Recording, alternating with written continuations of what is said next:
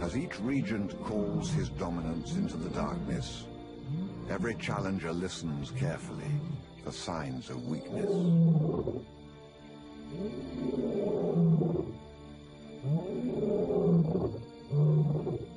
The game is how convincing each male's message is.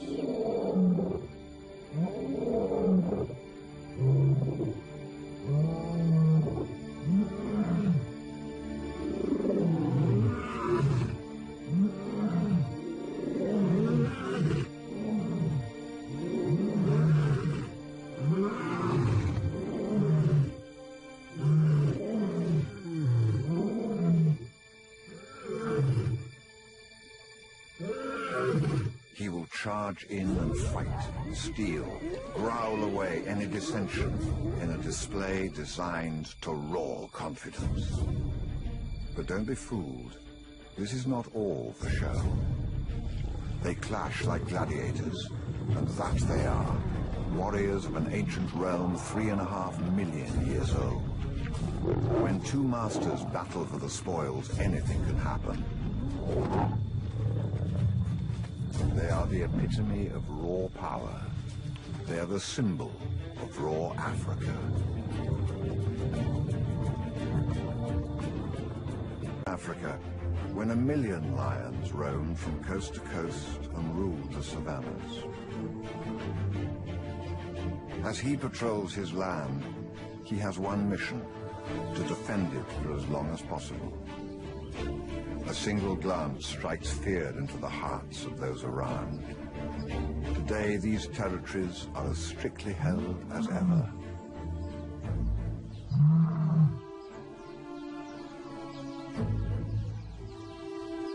And out there, the first round of the game is at play, a deadly shuffle of genetics that will determine who is the next king, who will be cast out, and which males will survive.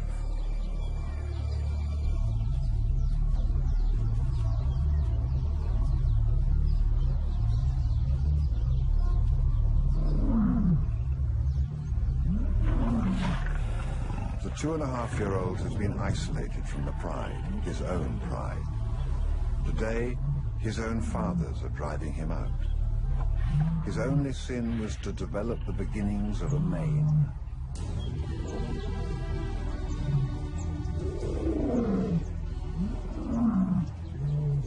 If one of these was not his father, he would be dead already. If he resists, he will be.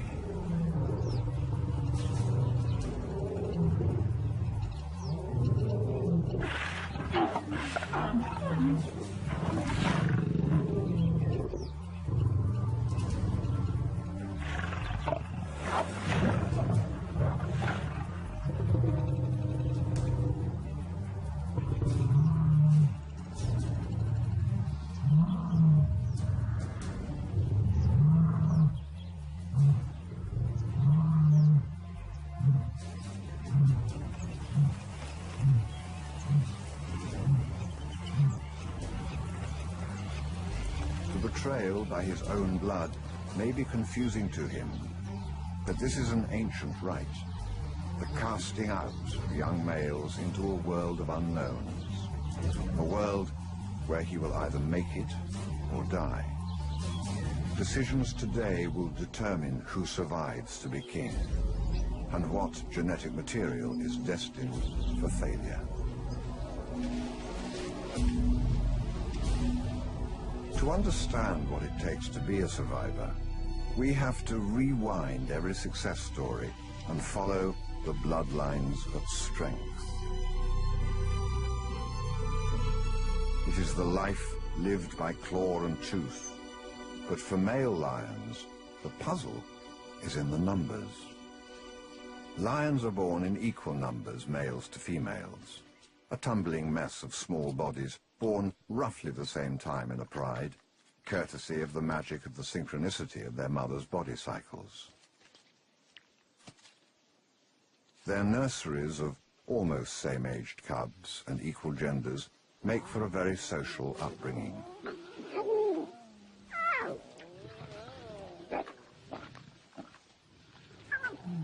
It's a training ground, a playing field, a time when lifelong bonds are developed, bonds that may one day be the foundation of a strong brotherhood to fight the territory.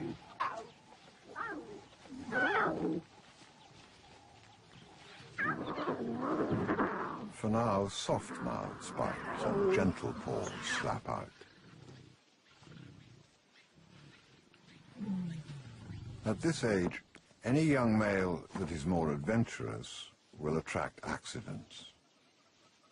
A heavy rock may be an innocent toy, but dropping on his tender paw and this young male might just become an early victim. A small male learns here that when someone ambushes you, someone else has your back.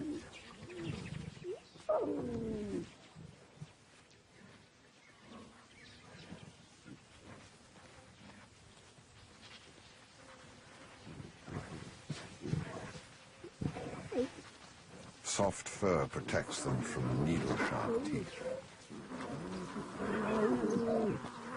The nursery system works. Cubs are seldom much more than a few months different in size, so older cubs can't do too much damage.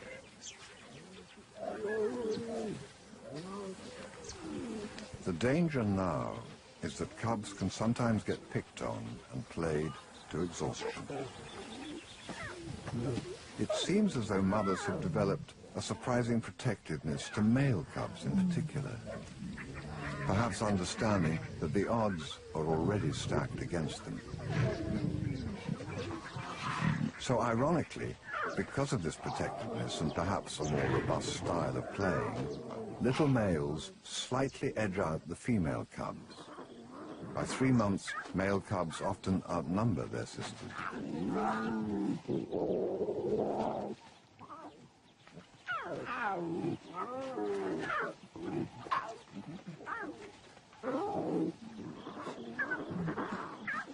It's a male aggression that can well up inside of them at any moment, at any age.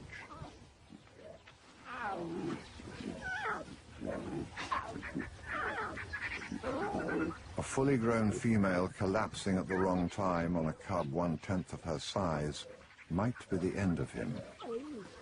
Being a cub is always a risky business. If there is a loner looking out at the horizon, it's probably a young male looking to his future. Will he be number 1 or number 7? A survivor or a lost nomad? Across the grassland, across whole countries, this outcast is a perfect example of why most cubs are born at roughly the same time in a pride. If you're a single child, you get a lot of attention, perhaps even better training, but when it's time to leave, you leave alone. This young male in the Okavango Delta in Botswana has challenges mounting up every day. His genetic job now is to survive and carry his father's genes to another kingdom, to conquer it for them by spreading their bloodline. But this vast, wet wilderness will swallow up a solitary, inexperienced hunter, a young male that every resident lion wants dead. His only escape is to live on the fringes of territories now. He'll work a no-man's land between his old family's range and the next, hoping to stay silent, undetected. The pride males are alert to prey and interlopers.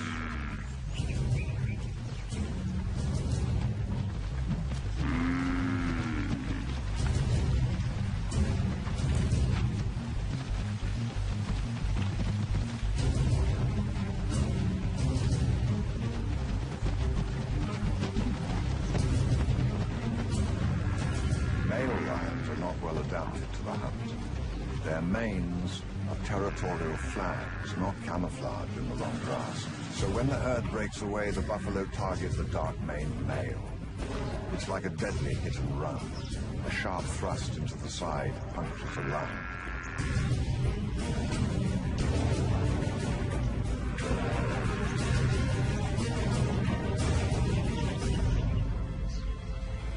For this male, it is over.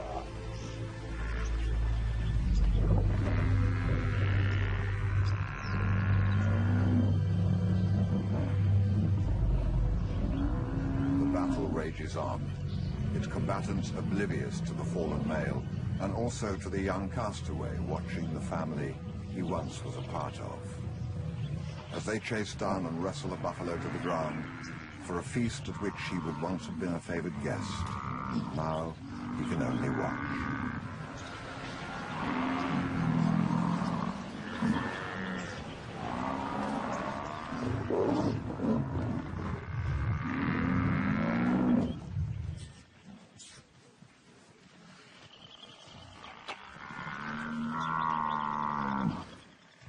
The surviving male is now the only master.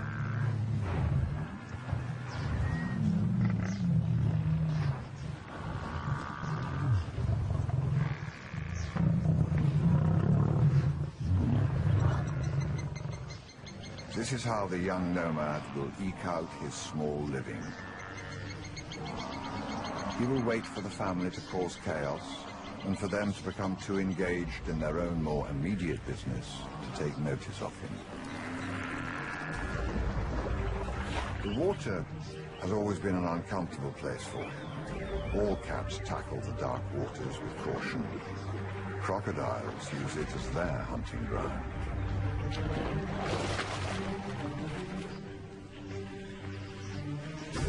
But if he can just keep the herd outside the pride's territory, he will be able to hunt with immunity.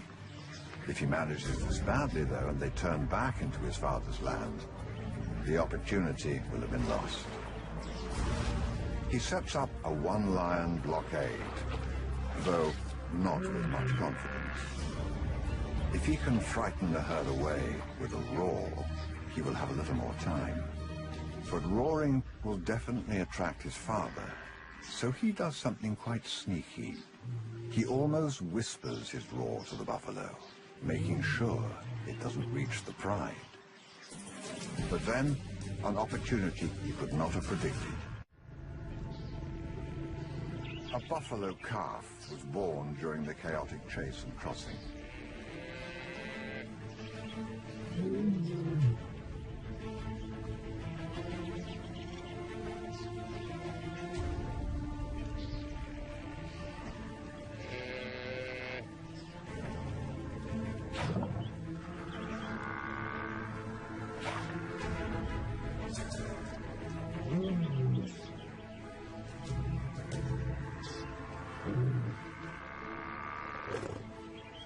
The calf is growing stronger by the second, but if he pushes in fast now, the pride may notice the disturbance and come over.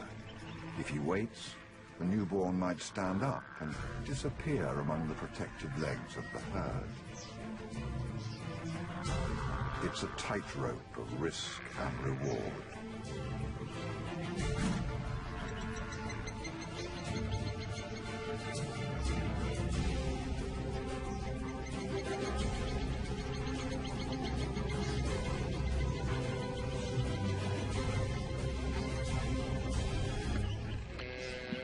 It was a game well thought out and executed.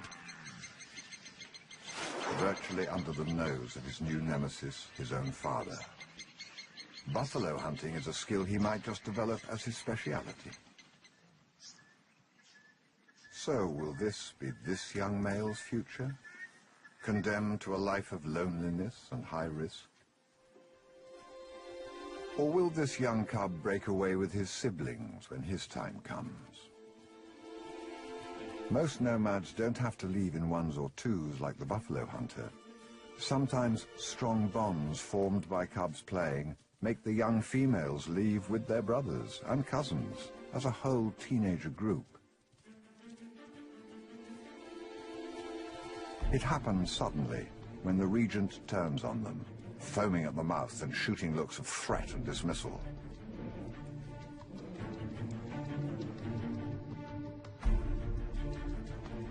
But as they show the first signs of adolescent rebellion, he won't tolerate them in his territory one more day. Compared to the solitary young male, this subdivision seems like a far better option for them. But it's not always what it seems. Their lives will be transformed now as they are driven deeper into the interior, where the water dries out.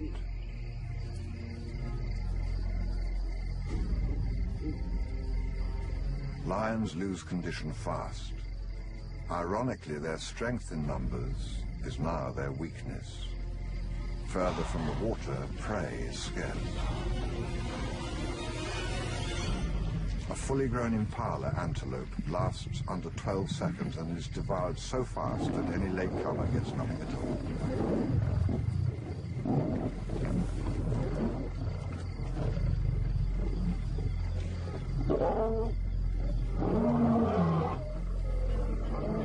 In just one season, they lower their standards and go on the prowl for anything.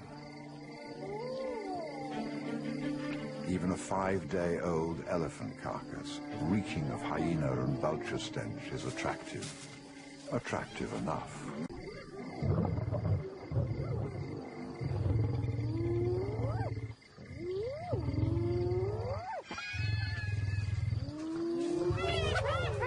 It's a token defense, a feeble attempt at dominating the carcass, and just a game for the lions.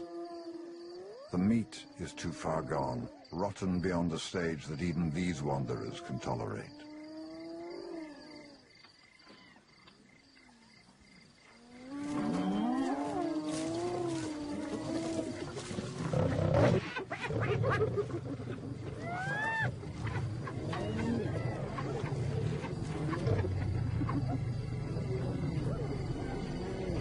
And when finally they leave, the months of fighting over scraps and eating putrid remains wherever they can find them thins down their numbers one by one.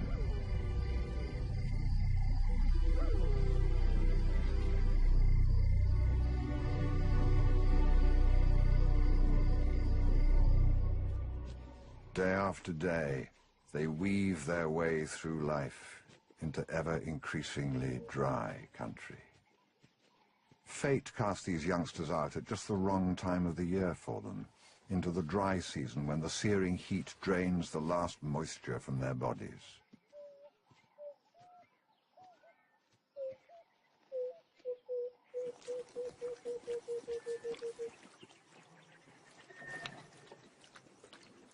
Early rains might yet save them.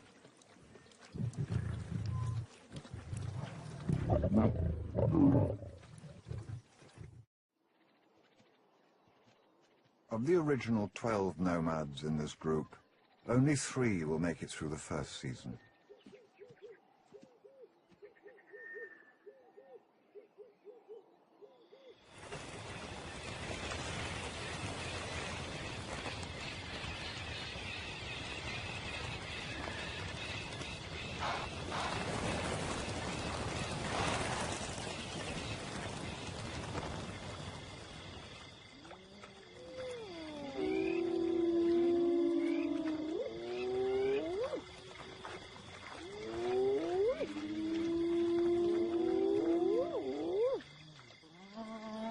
As each lost nomadic male succumbs to this inevitable process of elimination, his body adds to the life of someone else.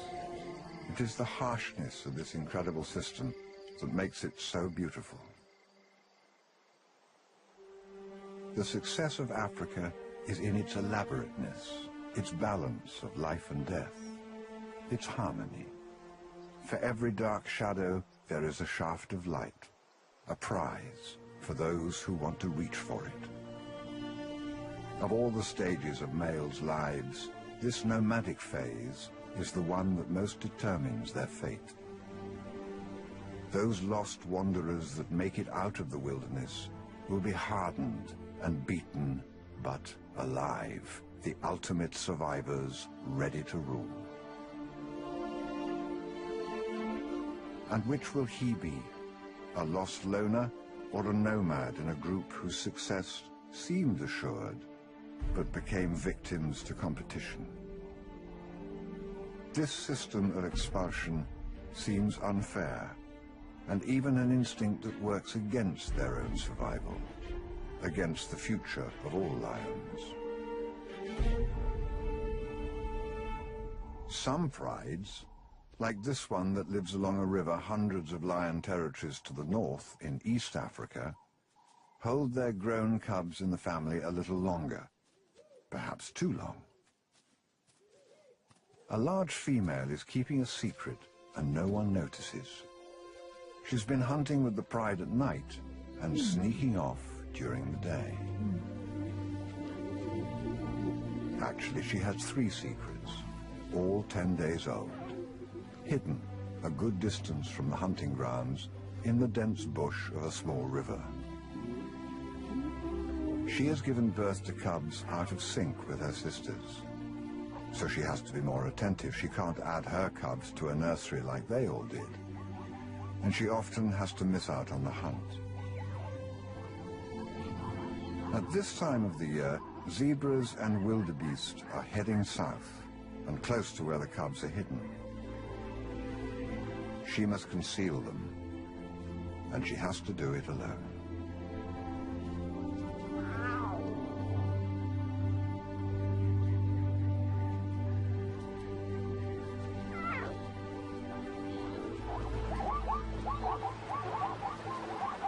The rivers are always choke points, often causing anxiety for animals that are dependent upon solid footing to make an immediate escape.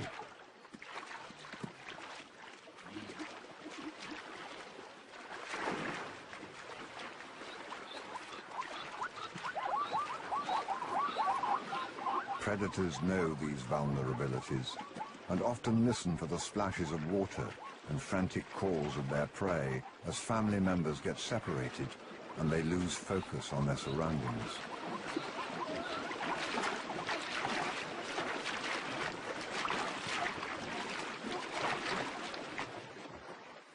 This is a threat and an opportunity.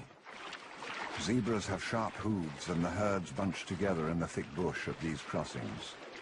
Cubs would stand no chance at all if they were found.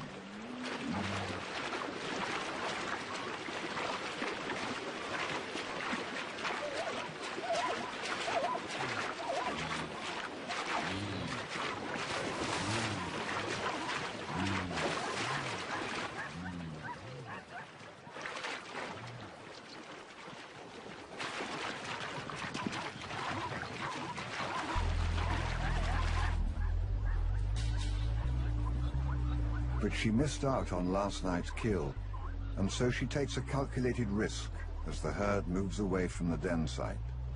She leaves the cubs and follows it into the dusk.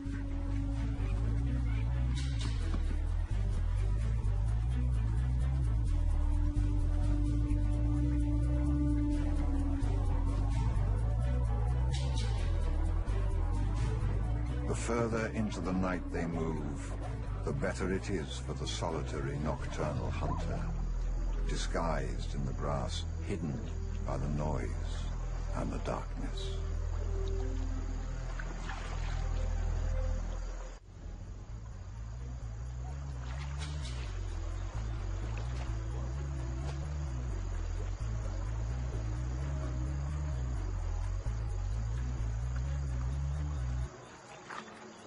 The zebras are alert, but at a disadvantage. The lioness springs her trap.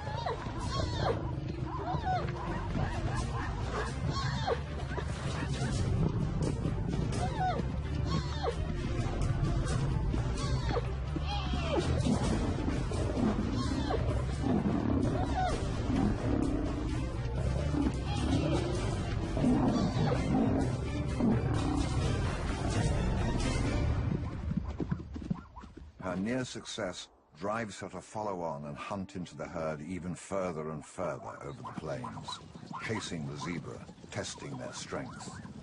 The taste of blood in her mouth keeps her going, not just for herself, but so she can produce milk for her 3 cubs. But the hunt takes her a long way away from their den. It is not uncommon for single mothers to be away for hours, even days. Another solitary nomad is also following the herds. He risks a lot more than just being seen by males. This tactic of living on the fringes of the mosaic of lion territories, weaving a delicate path so as not to attract attention, is working quite well for him. Until now.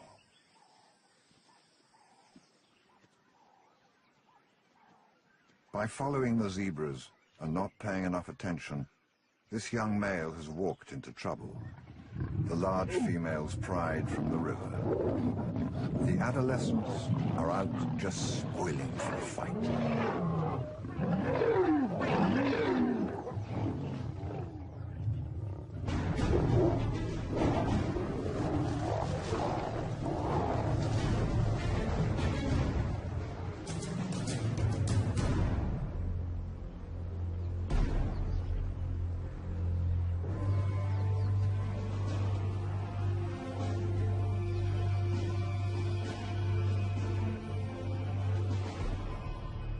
Every lion is a dangerous, well-armed animal.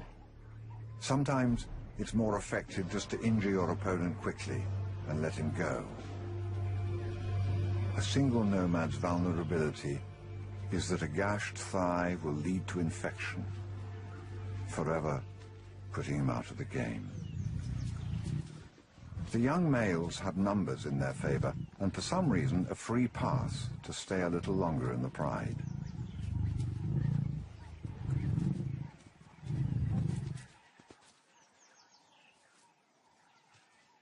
Adolescent males are always up to something. The river pride has 7 of them. They spot something in the grass. And they want it.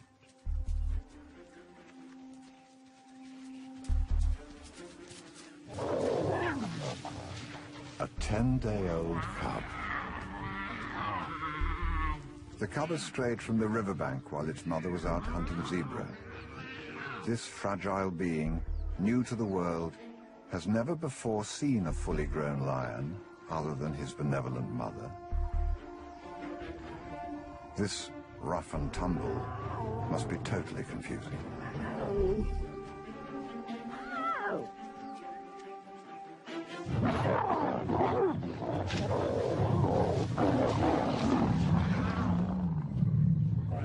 Suddenly, something even stranger happens. One young male, not even the biggest, lashes out at anyone who comes close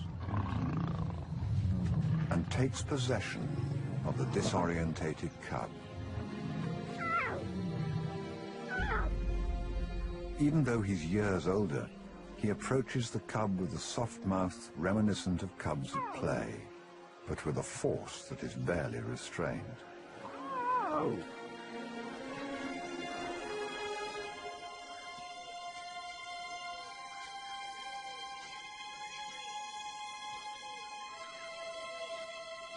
The second cub is on the move, heading for the thicket. But she's going nowhere.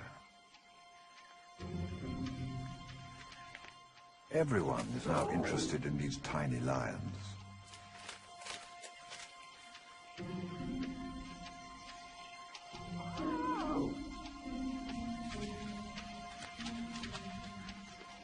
Some instinct tells her she needs to escape now.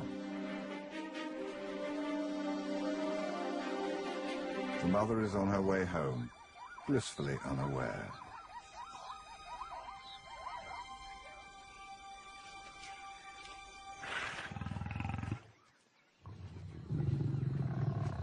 The danger now is that the cubs will be crushed by enthusiastic possessiveness. They have a small window of safety. Gentle investigations may risk tiring them out, but while the novelty holds, they might still remain safe until their mother returns.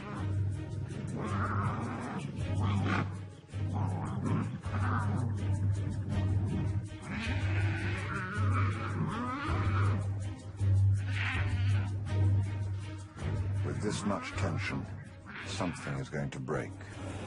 Someone will get hurt.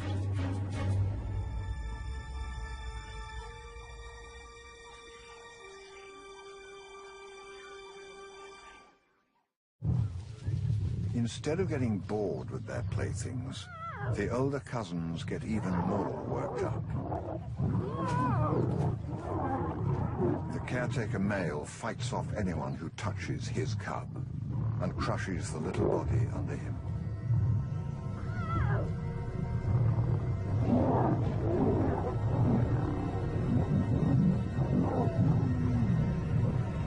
At this stage, the tiny male cub has only one weapon.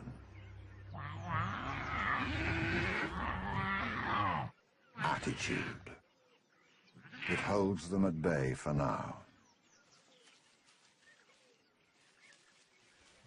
But every desperate attempt at escape is foiled, and slowly both cubs start taking a beating that will sap their strength.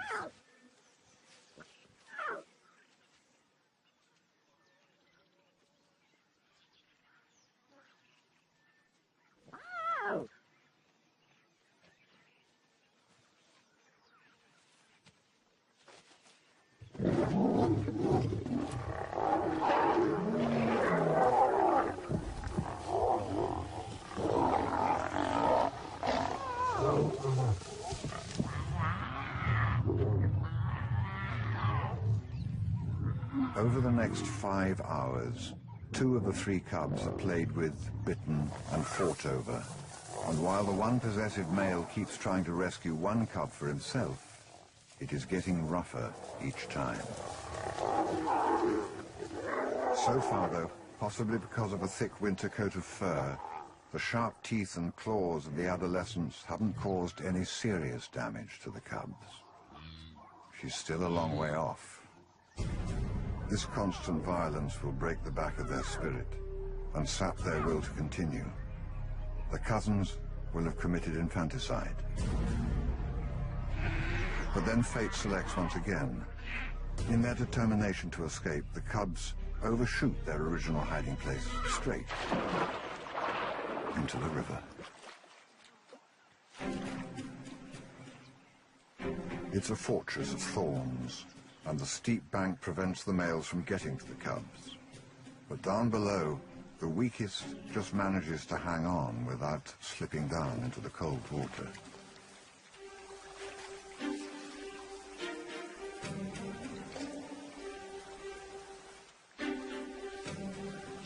He is determined to get to the cubs.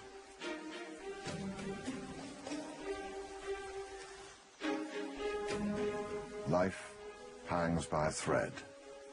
In this case, a single root or vine that could snap at any moment. Just before stepping on the foliage and breaking that silken vine, the young male hears a commotion. The rest of the lions have discovered the third cub.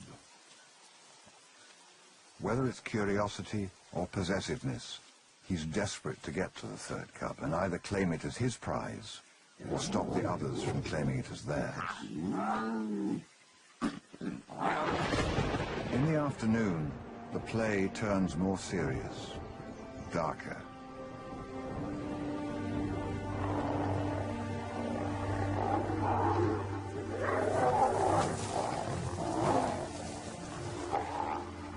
It's had enough. Too many heavy bodies pulled at it from every direction and fought over it for too long. And for this young male, the game is at an end.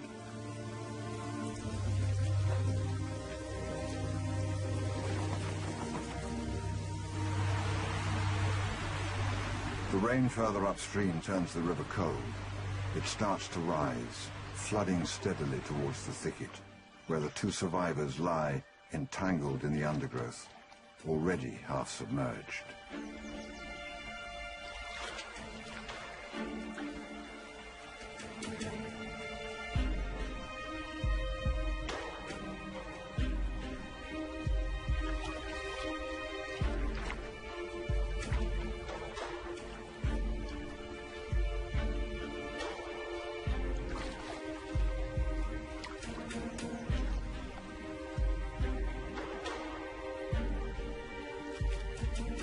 Fear of the rising water forces one cub to drag himself up again, away from one danger, but towards another.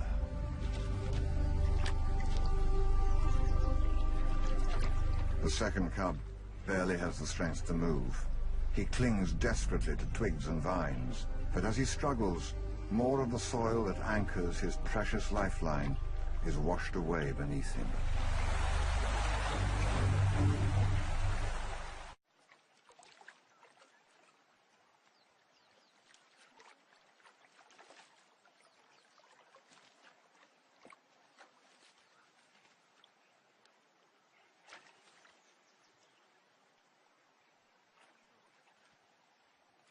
The day has taken its toll.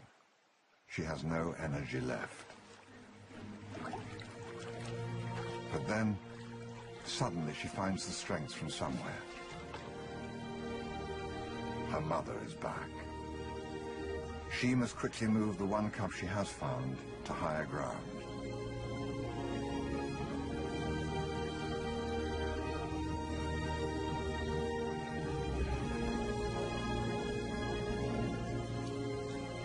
She has saved one cub. Her next instinct is to move it away from the water and hide it from the adolescents.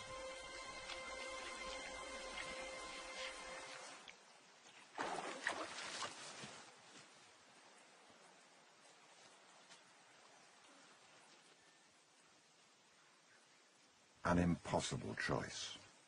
Stay with one and protect it, or leave it vulnerable and search for her second cub.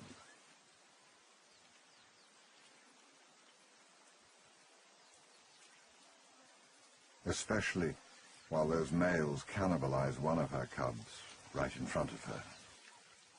What conditions make some of these cubs survive and not all of them? All share the same genes, the same experiences. So is it all chance? Perhaps, in this case, it's simply the fact that the mother won't give up on a single one of them while there is still hope. This time, she's rescued 2 of her cubs and managed the impossible.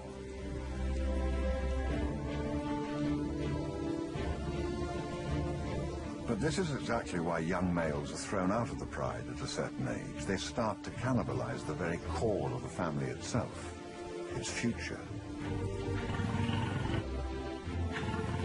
When she returns, she knows what has happened to the third cub, a male, her legacy to this game of lions.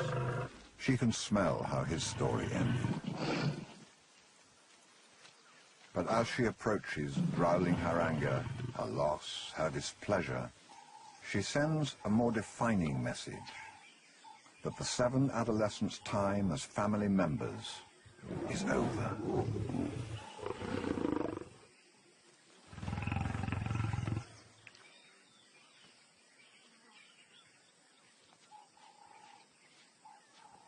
It'll take a few weeks from this moment, but ultimately the cousins will be cast out to wander into the backcountry to starve, or to sneak into the forgotten corners of their father's territory.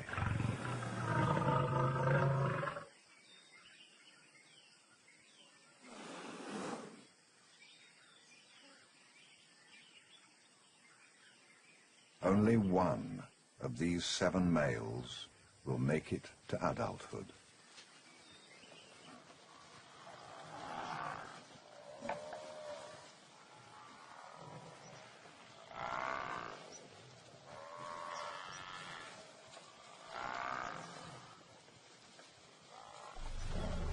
And one day, from the deep swamplands and rivers, the buffalo hunter emerges like the phoenix risen, fortified by his hardships, proven stronger than the others of his generation. He may not be totally confident or dignified as he navigates the tricky reed beds, but he is ready for his final round. He is enticed to an island. It has buffalo and strong residents, a pride and a male. And he's here for both. He will want to take them all by surprise. And there's no better time for surprise than when everyone is busy hunting.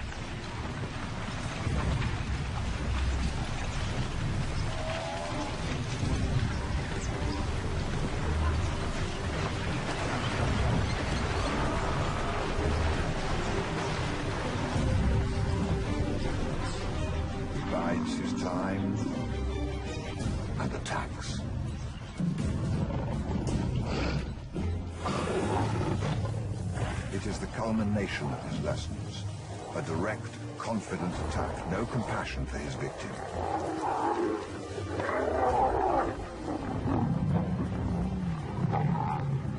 Draw first blood and draw it fast. Hit hard and step back. His first order of business is to slay or fight any lion he sees, male or female. It defines his intention, it states his dominance. He is here to win. This is the game of kings, the game of lions, the game that has made them icons of Africa, fearsome symbols of nobility and power for millions of years. It is what we humans have revered and modeled ourselves on since ancient times.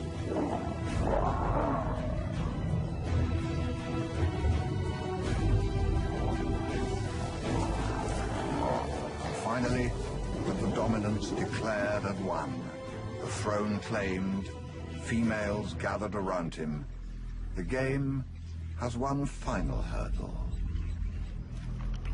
This one does not select the weakest, those destined not to make it, but carefully selects the strongest, the biggest, the best. Of the 20,000 lions left in the wild, less than 3,000 are males that make it this far. Each year, 600 of those battle-weary warriors, survivors of this arduous game of kings, are shot for sport and recreation. Today we have more statues of lions than we have real lions. Unless we change our values very soon, we'll have only these